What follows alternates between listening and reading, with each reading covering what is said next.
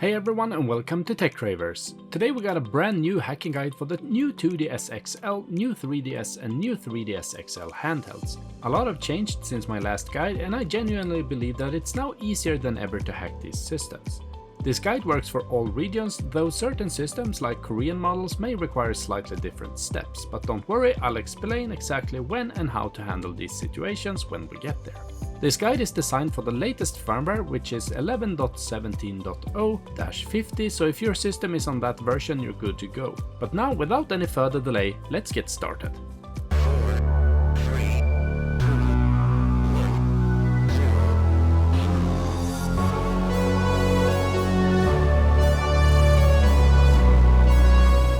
Alright, first things first. As I mentioned earlier, this guide works for all new 3DS, new 3DS XL and new 2DS XL systems. In my case, I'll be using a European new 2DS XL. In addition to your device, you'll need a micro SD card. I will link some of my favorite options in the video description down below. For this guide, you also need a PC. However, if you prefer to hack your system using a mobile phone instead, feel free to leave a comment down below and I'll see what I can do in a future video. Just make sure to subscribe so you don't miss it when it comes out. Alright, once you have everything ready, start by inserting your micro SD card into your PC so we can format it to FAT32.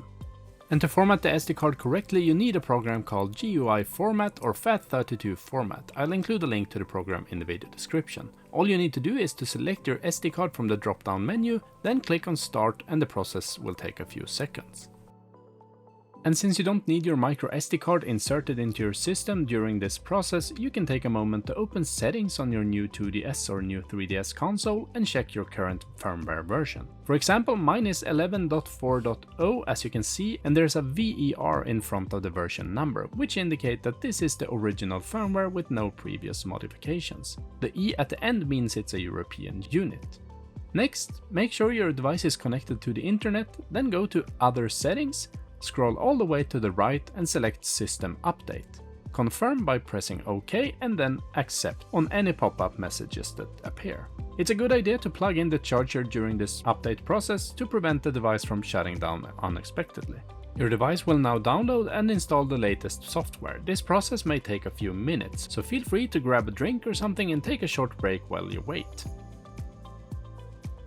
Once the update is complete, your handheld will reboot, and when you go back into the settings, you'll see that we're now on firmware version 11.17.0, which is the latest version, and the one we're about to hack. Now, before we add the necessary files to the SD card, insert it into your 2DS or 3DS and power on the device. This will create a Nintendo 3DS folder on the SD card. And once that is done, power off your console again, remove the SD card and insert it back into your computer. And on your computer, go to the link in the video description labeled 3DS Hacks Files and find the link called Super-skaterhax under the What You Need section. This will take you to a site where you'll need to select your region and firmware. Since I have a European new 2DS XL running on firmware 11.17, that's what I'll choose before clicking Download Zip. But you will of course have to choose depending on which system you have. Now place the downloaded zip file somewhere on your desktop and make sure that your SD card is inserted into your computer if you haven't done it already. At this point, the SD card should contain only the Nintendo 3DS folder that we created earlier. Now open the zip file we just downloaded and drag all its content to the root of your SD card. This means placing the files next to the Nintendo 3DS folder and not inside it, just like I have done here. And with the files now on your SD card, reinsert it into your device and power it on. Next, open System Settings, go to Other Settings and navigate to Profile and then Region Settings. These settings need to be temporarily adjusted to increase the success rate of the exploit. Don't worry, you can change them back once the hack has been installed. Now, depending on your console's region, select one of the following options shown in this image. For example, I have a European console, so I'm selecting United Kingdom as my region, and then I'm choosing Do Not Set. If you have a US console, you select United States, and then Do Not Set, and so on. And one more thing before we attempt to run the exploit, make sure that your console's system date is set to today's date and not a past date. To do this, go back into Other Settings, select Date and Time and update it to today's date. Now with all preparations finally complete, it's time to run the exploit. Make sure your device is connected to the internet, and then open the web browser by tapping the blue globe icon. If this is your first time using the browser, simply follow the initial prompts and choose a search engine when asked. Once you're ready, navigate to https://zoogie.github.io/web/super. This URL works for European, American and Japanese consoles, but if you have a Korean console, change the word super at the end to Korea instead. Then tap OK to visit the address. If you get an error message, it likely means you forgot to set the system date to today's date. In that case, go back, correct the date and then repeat this process. However, if you reach a web page with an image and a link that says Go, you're ready for the next step. Press select to open the bookmark menu, then tap bookmark this page, and after that, press B to return to the browser. Now tap the two overlapping squares near the bottom right corner of the screen. Make sure the only tab open is the super-skaterhax website we've just visited. This tab should be highlighted in blue in the tabs list. If you see any other tabs open, close them. And once you have done that, press B one time to return to the browser. Next, press Start to open the context menu, and if your Start button doesn't respond, tap the 3-line menu icon in the bottom right corner of the screen. From there, select Settings and then tap Delete Cookies. Press A to confirm. Now that we have bookmarked the page and deleted the cookies, press your Home button to return to your home menu. Immediately press A again to relaunch the browser. And once the browser opens, tap the Go link and then press A to dismiss the pop-up.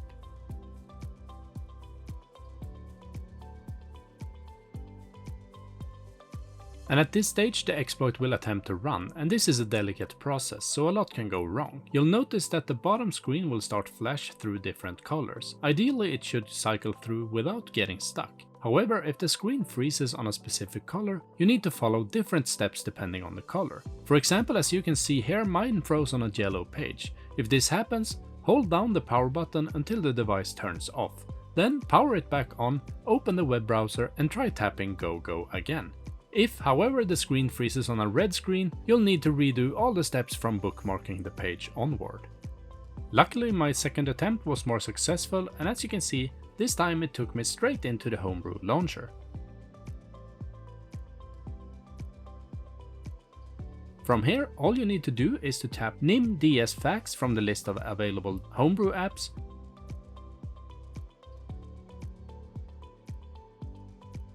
and this time, if the exploit worked correctly, your device will now boot into Safe B9 installer.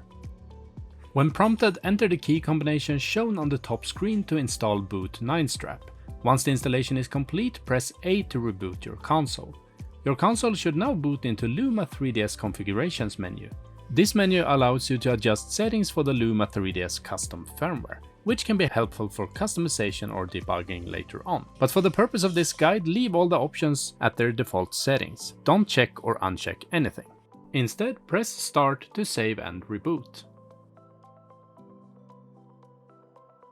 At this point, your console will now boot into Luma 3DS by default. Visually, everything will look the same as before, but there's an easy way to confirm that the custom firmware is active. Go to System Settings and you'll notice that it now says SYS where it previously said VER. This SYS label indicates that your console is now running on custom firmware. But of course, a hacked 2DS or 3DS isn't complete without its Homebrew apps. So in this next part I'll show you how to install Homebrew applications and also how to back up your console just in case it ever gets bricked in the future. To get started, remove the SD card from your console and insert it in your computer again. And on your computer, open the browser and click the links under Finalize Setup in the video description. From there, download the two files x_finalize_helper.firm and finalize.ramfs by clicking on the provided links. Now make sure your SD card is inserted into your computer, then copy finalize.ramfs to the root of your SD card. Then open the Luma folder on your SD card. If there's no folder named Payloads there, create one. go inside that folder and copy x_finalize_helper.firm into that folder. Once you're done, you can remove the SD card from your computer and reinsert it into your console. Then start your console, and once it's powered on, press the left shoulder button, D-pad down, and select simultaneously to open the Rosalina menu. Select miscellaneous options, choose Dump DSP Firmware, and press B to continue. Select Nullify User Time Offset and press B to continue. Press B again to return to the Rosalina menu. Press B one last time to exit the Rosalina menu.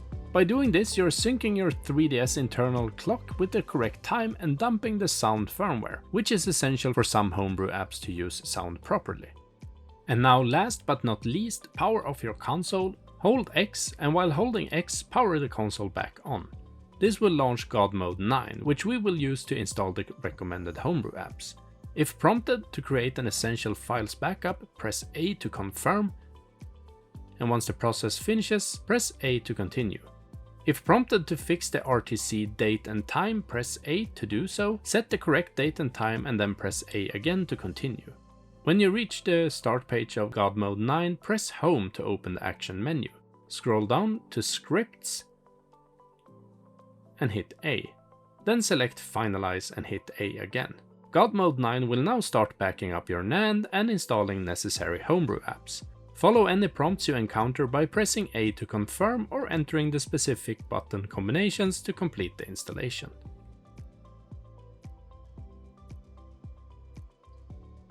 The installation and backup process will take a few minutes, so be patient. Once you see the setup complete screen, press A to power off your device, and now remove the SD card one last time and insert it into your computer.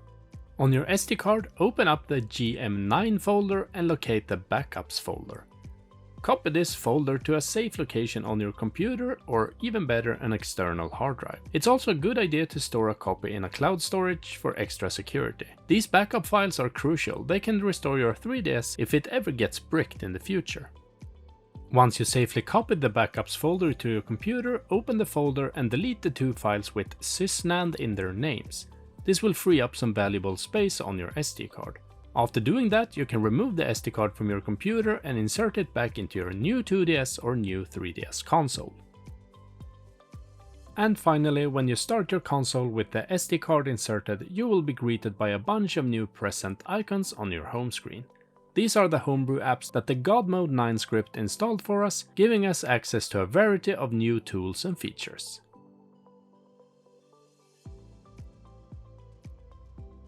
Congratulations on successfully hacking your new 2DS or 3DS console. You can now easily create game dumps of cartridges so you don't have to take them off the shelf every time you want to play. Why not load your entire game library onto a single SD card? Or maybe you're interested in installing emulators, custom themes, or other fun homebrew applications. With the help of this guide, you've unlocked the full potential of your Nintendo 3DS system. Thank you so much for watching. If this video helped you out and if you enjoyed watching it, let me know by leaving a thumbs up. And don't forget to comment down below if you'd like to see an updated guide on how to hack your console using an Android phone, or just share your thoughts about the video. And of course, don't forget to subscribe to Techcravers for more videos like this in the future. Thanks again, and happy gaming everyone!